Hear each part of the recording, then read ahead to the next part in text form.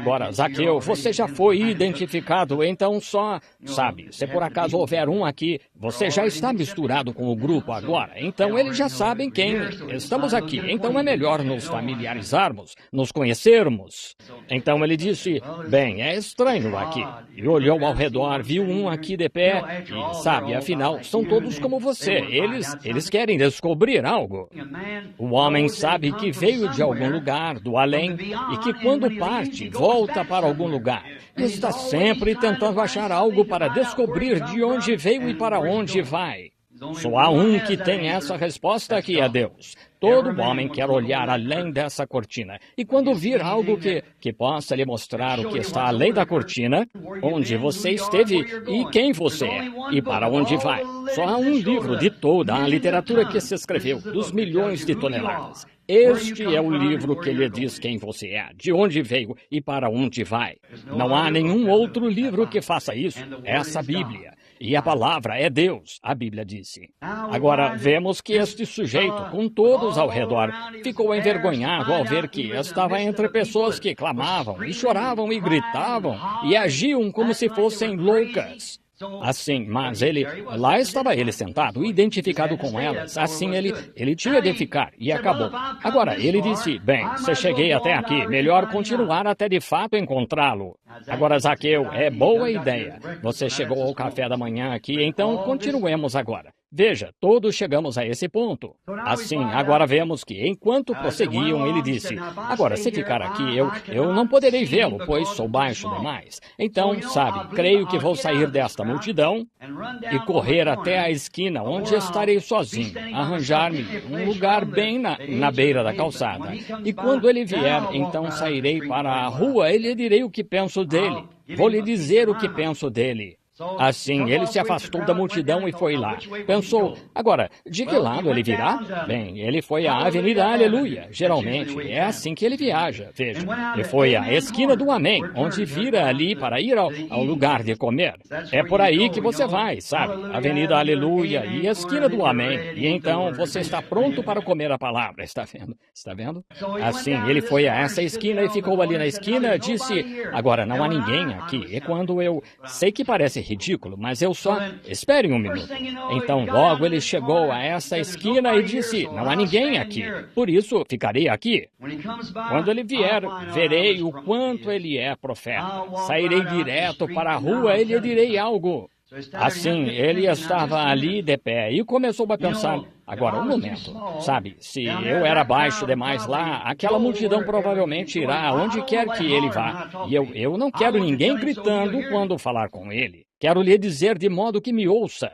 E eles gritando, amém, e aleluia, e glória a Deus, hosana ao profeta que vem em nome do Senhor. Oh, eles nunca me ouvirão, aquele bando de barulhentos.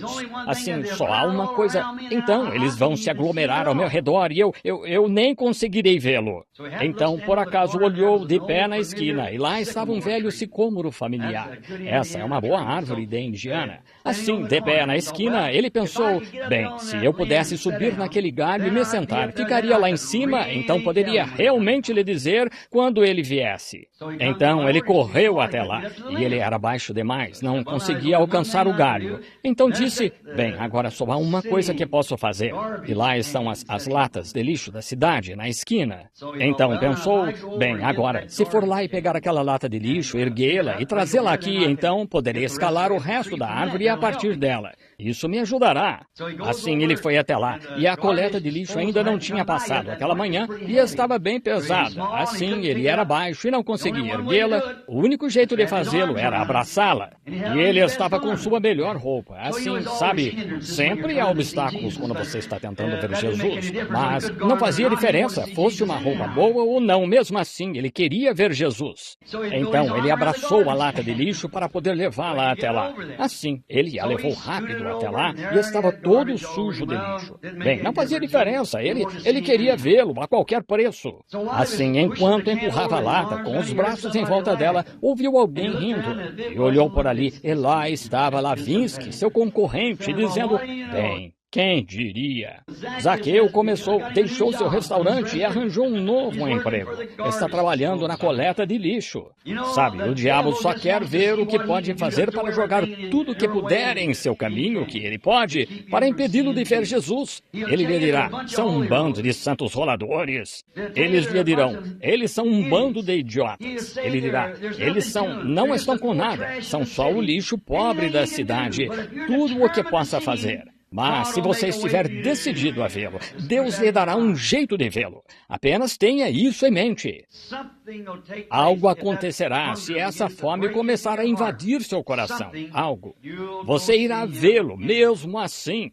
Então não fez diferença. Seu rosto ficou vermelho e ele ficou envergonhado, mas mesmo assim empurrou a lata até lá, segurou-a e escalou a árvore. Está bem, não é? Escalou. Vocês sulistas sabem o que é escalar. É subir na árvore.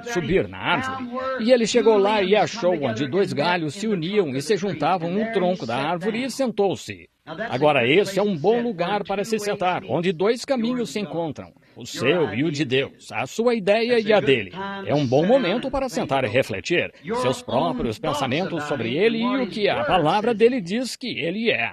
O que você pensa que ele é e o que a palavra diz que ele é. O que é a mensagem da hora segundo o seu pensamento e o que é a mensagem da hora segundo a palavra dele. Essa é a diferença, sentar-se lá e pensar um pouco. Sem dúvida que Satanás chegou a um dos seus ombros, disse, sabe de uma coisa? Você é um belo espetáculo, sentado aqui em cima, tirando farpas das mãos. E com sua melhor roupa e coberta de lixo. E agora seu nome será publicado por toda a cidade. As piadas serão todas sobre você. Pois veja que coisa irracional você fez, sentado aqui. Veja, Satanás, quando você começa algo, ele tentará lhe dizer, você errou. Lá estava ele sentado, naquela condição. Disse, bem, Rebeca disse que ele era profeta. Eu o porei à prova, verei se ele é profeta. Agora, ele disse, quando ele passar por aqui, vou me disfarçar e ele nunca saberá que estou aqui. Primeiro vou dar uma olhada nele e então, quando ouvir, então vou pular desta árvore e então irei lá e lhe direi.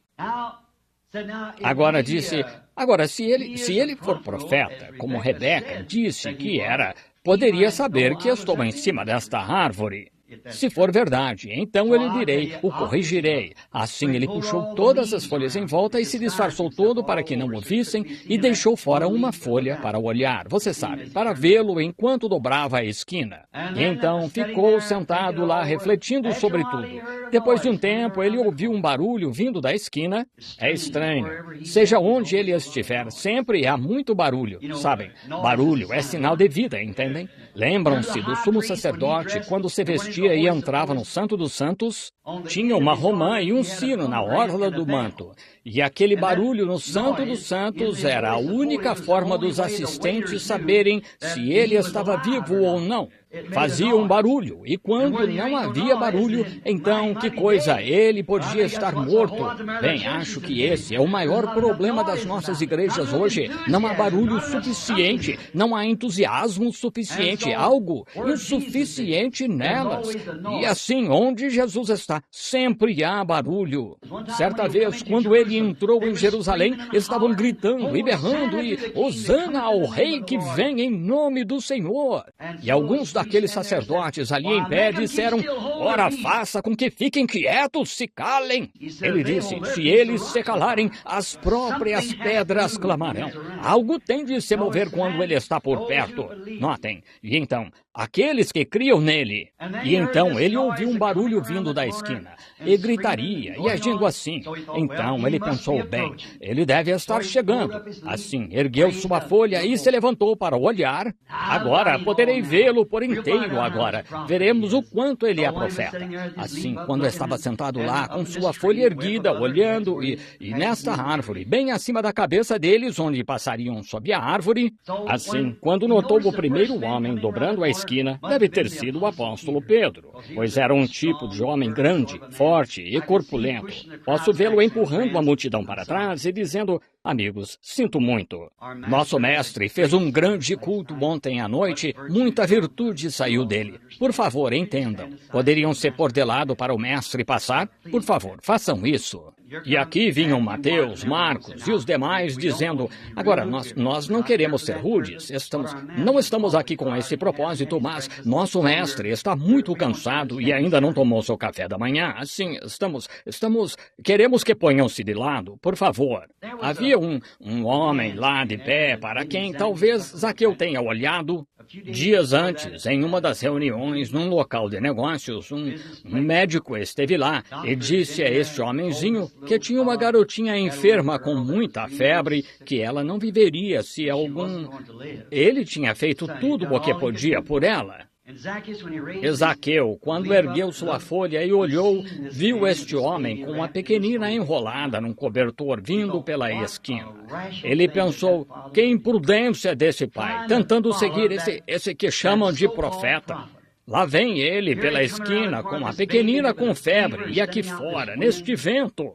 Mas, sabe, assim como Zaqueu, quando você crê mesmo, não há nada que possa impedi-lo, E ela queria levar a pequenina a ele, e cada vez que dobravam uma esquina ou uma mudança, ele era empurrado para trás. Mas ele era persistente, prosseguia. Por fim, nesta esquina, a mãezinha saiu correndo com a pequenina nos braços e deve ter se ajoelhado e dito, Senhor, sê misericordioso com minha filha. E lá estava o pai da pequenina chorando também, o qual era amigo de Zaqueu.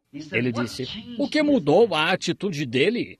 Assim, ele ainda não tinha conseguido ver quem era o homem. Ele estava no meio da multidão. De repente, ele viu uma mão se estender e tocar por cima deste cobertorzinho. E ao tirarem o cobertor, a garotinha saiu pulando rua abaixo.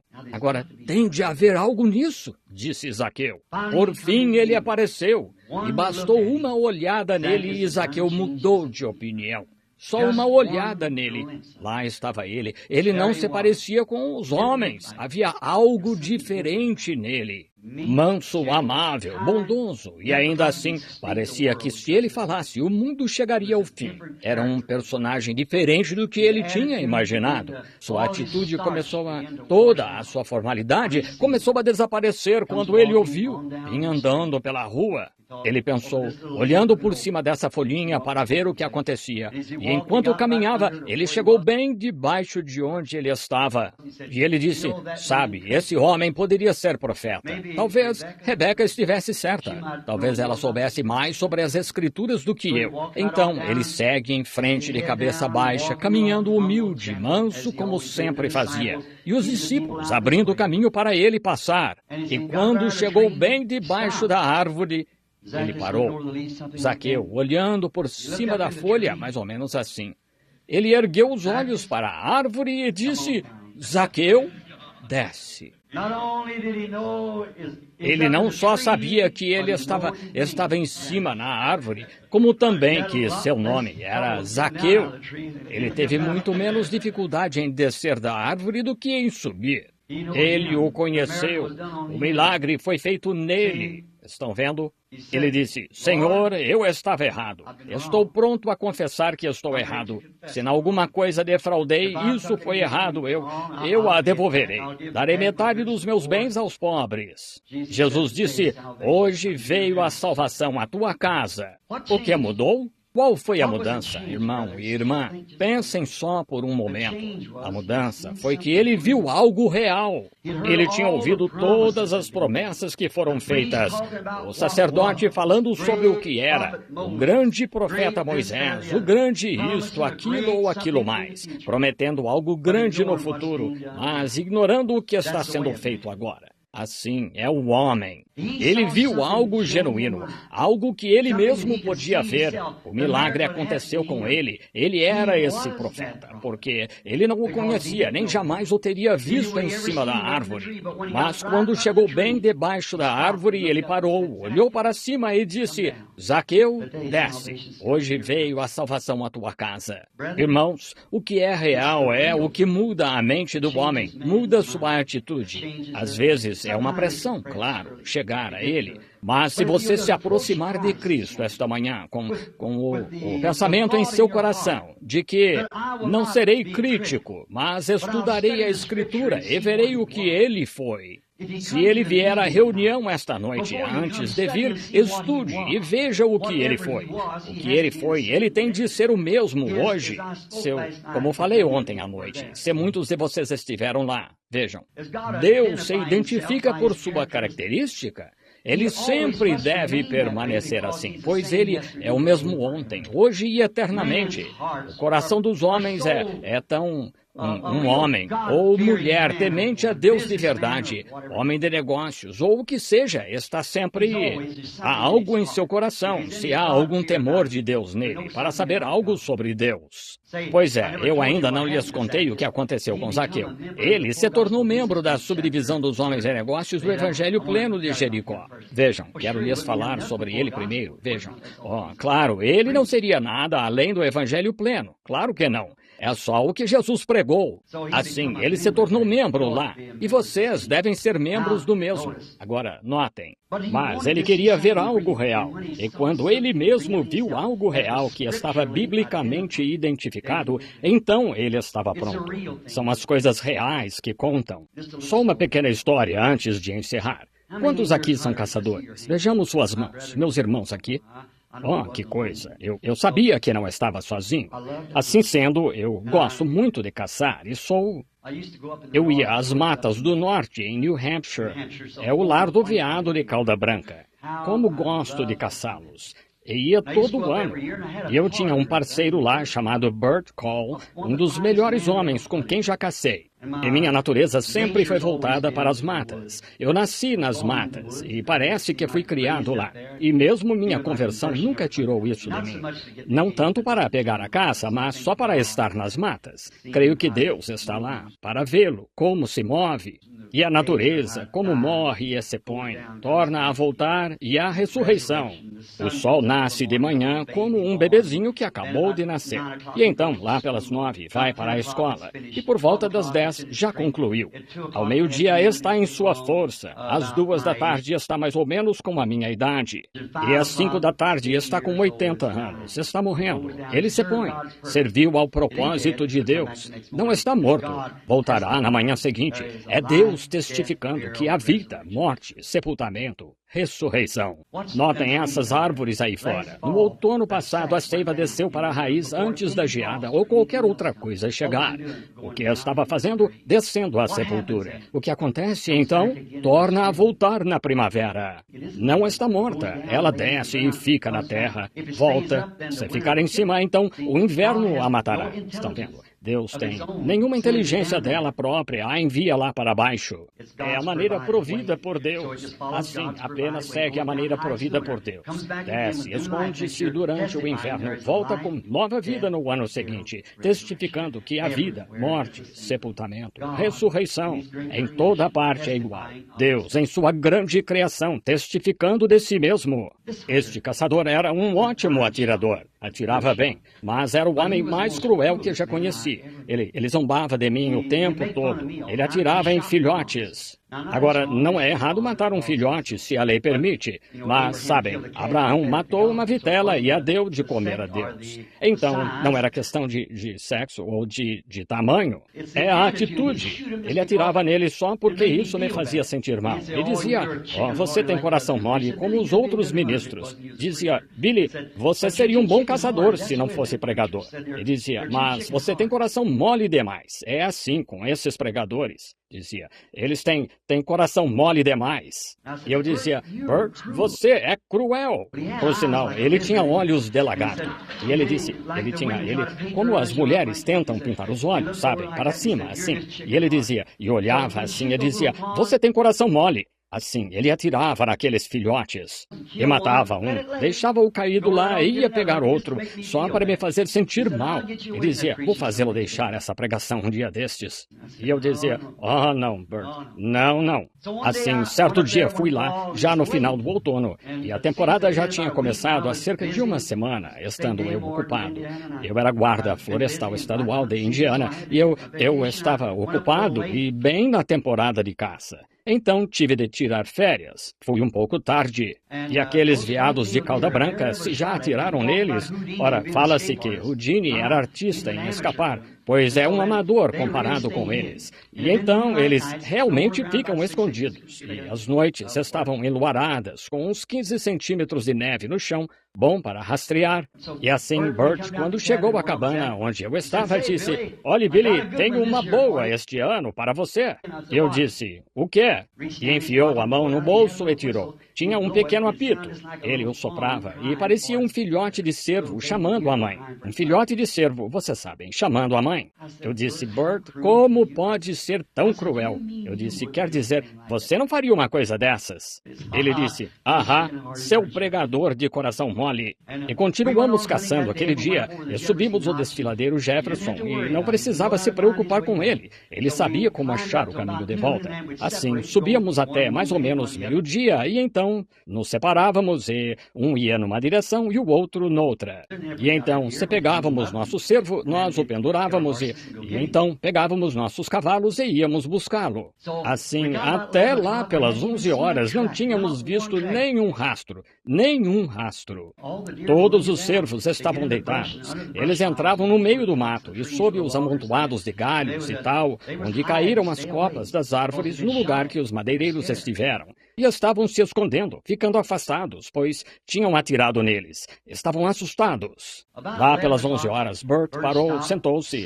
Havia uma pequena clareira, mais ou menos do tamanho deste edifício, e o interior, talvez o dobro deste tamanho, uma pequena clareira lá. E ele se sentou. E achei que estendeu a mão para trás para pegar sua garrafa térmica que estava em seu casaco.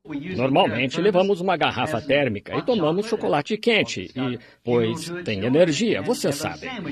E então comíamos um sanduíche e nos separávamos. Estávamos subindo, chegando perto de onde a mata acaba. Então pensei que talvez Bert fosse comer seu sanduíche. Então ele se sentou para pegar a garrafa térmica e achei que fosse pegá-la. E encostei minha arma numa árvore e fui pegar a minha. Mas o que ele estava fazendo, estava pegando aquele pequeno apito. Assim, quando pegou o apito, ele o soprou, e qualquer um que já tenha ouvido um filhote de corça chamar, é meio de dar dó, por sinal. E quando ele soprou aquele apito, para minha surpresa, bem em frente dele, uma grande corça se levantou. Agora, a corça é a serva-mãe. Vocês sabem. Assim, ela se levantou. Lá estavam seus 2 grandes olhos castanhos investigando. Aquelas grandes orelhas apontadas para cima, assim. Vejam, seu filhote estava em apuros. E ele tornou a soprar. E ela olhou em volta e foi direto para aquela clareira. Agora, isso é incomum. Qualquer um de vocês caçadores sabem disso. Um cervo fazer isso. Ela foi até lá. Eu podia ver seus grandes olhos. Não estava a mais de 18 metros de mim. E pensei: "Oh, Bert, você não pode fazer isso e matar essa pobre e preciosa mãe. Ela procurando seu filhote e você a enganando assim." E esse apito tinha soado e ela foi lá e o caçador ergueu a alavanca de seu rifle calibre .30-06 e baixou. Isso, engatilhou a arma, vocês sabem, com a trava de segurança desativada. E ela ouviu e olhou em volta e viu o caçador. Suas orelhas se abaixaram de imediato. Normalmente teria fugido, e para começar, ela nem teria ido lá àquela hora do dia. Mas vejam, ela era mãe. Havia algo nela, algo genuíno, algo. Ela não estava se exibindo, ela era mãe, ela nasceu mãe. E seu filhote estava em apuros, e era o que lhe importava. E ele olhou para mim com aqueles olhos de lagarto e deu uma risadinha. Eu disse: "Bert, não faça isso, não faça isso." Ele só deu uma risadinha, virou-se com aquele rifle. Oh, que coisa! Ele tinha uma pontaria certeira, e eu sabia que quando mirasse no leal coração de mãe dela com aquela luneta, ele o destroçaria. Estão vendo? Ela não estava nem a 18 metros. Grande bala expansiva de 180 grãos, 180 grãos, e lá ele destroçaria seu coração pelos 2 lados. Pensei, como pode ser tão cruel a ponto de destroçar o coração dessa preciosa mãe, e ela procurando seu filhote? Como pode fazer isso, Bert? Eu estava pensando comigo mesmo. Vi seus braços em posição. Eu não conseguia olhar. Simplesmente não conseguia. Virei as costas. Eu não conseguia ver isso. Aquela mãe genuína e leal ali de pé. Ela não era hipócrita. Ela não estava apenas fingindo para se mostrar. Ela era mãe. Por isso o fazia. A morte não significava nada para ela. Seu filhote estava em apuros. Ela pensava mais em seu filhote do que na própria vida. Que os caçadores atirassem no que fosse. Seu coração leal batia. Sua maternidade. A maternidade nela clamava. Seu filhote estava chamando. Havia algo pulsando dentro dela que era real. E como poderia aquele caçador cruel destroçar aquele coração leal? Eu não conseguia entender. Virei a cabeça, pensei, Senhor Deus, não permitas que ele o faça. Eu estava de pé assim, não conseguia ouvir não queria ouvir o disparo. Era demais. Eu esperei. A arma não disparou. Eu me virei e olhei e estava fazendo assim. Ele não conseguiu atirar. Ele se virou e olhou para mim, e aqueles grandes olhos tinham mudado. Lágrimas escorriam pelo rosto. Ele olhou para mim e seus lábios tremiam. Ele jogou a arma num monte de neve e me agarrou pela perna da calça. Ele disse, Billy, estou farto disso. Conduza-me a esse Jesus de que está falando. Ali, naquele monte de neve, eu o guiei ao Senhor Jesus. Por quê? Ele viu algo real. Ele tinha estado em todos os tipos de igrejas. Ele viu algo que não era fingido. Viu algo que era genuíno. Amigos, podemos ter regras da igreja e regulamentos da igreja e teologias e tudo mais, mas há um Jesus verdadeiro e genuíno. Olhemos para ele agora mesmo, enquanto inclinamos a cabeça em oração. De cabeça inclinada, gostaria de lhes fazer uma pergunta. De coração inclinado também. Quantos aqui agora, vocês que professam ser cristãos, que não são, se tudo o que têm é uma profissão de fé? Mas quantos de vocês gostariam de ser tão cristãos quanto aquela corça era mãe, com algo tão genuíno em vocês, que pareça ser mais do que a sua vida ou qualquer coisa que tem? E digam, possam dizer isto, irmão Branham, pertenço à igreja, sou empresário, empresária, ou o que mais, dona de casa. Mas, realmente, para ser esse tipo de cristão, de modo que eu deixe o mundo inteiro de lado, suporte a crítica ou qualquer coisa... Eu gostaria de ser cristão de coração, como aquela corça era mãe. De cabeça inclinada agora e olhos fechados, diante de Deus, peço-lhes, em nome de Cristo, no final da era, poderiam levantar a mão? Não posso fazer um apelo ao altar, pois não há lugar, mas apenas digam, ore por mim, irmão Branham, para que eu seja o tipo de cristão como aquela corça era mãe. Deus os abençoe. Há mãos por toda parte. Permite-me ser tão cristão assim. Agora, Zaqueu, quando você ergue a mão, isso mostra que ele o encontrou. Agora, por que não desce da árvore? Ele irá para casa com você hoje para jantar. Ele ficará com você o resto de seus dias. Pai Celestial, somos gratos pelo Senhor Jesus, sua presença, e estamos cientes de que há algo aqui que fez homens e mulheres... Alguns têm até professado ser cristãos por anos, mas há algo presente que fez com que eles, mesmo sendo professos como Zaqueu, mas uma vez que sentiram o toque de Cristo, eles levantaram a mão em testemunho de que algo dentro deles lhes disse para fazê-lo. Que saibam agora que foi Jesus. Ele havia de passar por aqui esta manhã e passou. Suponho que tinha umas 150 mãos erguidas, Senhor. Rogo que visites cada um e lhes dês a realidade do que é ser um verdadeiro cristão. E não importa o quanto o mundo tente nos desanimar e o quanto outros tentem nos desanimar. Deixa-nos saber que é uma luta chegar lá. É um esforço que temos de fazer. Mas quando conectados com algo que é genuíno, real, E isso nos muda, então. Rogo que transformes cada coração, Senhor, e faças com que cada um esteja na presença divina neste momento. Coloca o Espírito Santo na vida deles, para serem tão cristãos quanto a corça era mãe.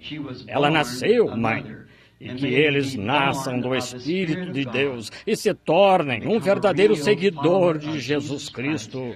Que possam descer de seus sicômoros hoje. Concede, Senhor, que tu vás para casa com cada um de nós e fiques aí conosco até o momento em que venhas nos levar para o nosso lar eterno.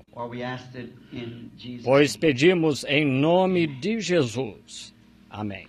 Muito obrigado. O Senhor os abençoe. Eu o segurei até tarde. Era para eu sair daqui às 10 horas. São 10 para as 11. Espero que Deus tome estas poucas e toscas palavras e, estando nervoso e agitado, e as dê como alimento ao coração de vocês. Lembrem-se, há algo genuíno em Cristo. Deus os abençoe. Muito bem. Wonderful, wonderful, Jesus is to me.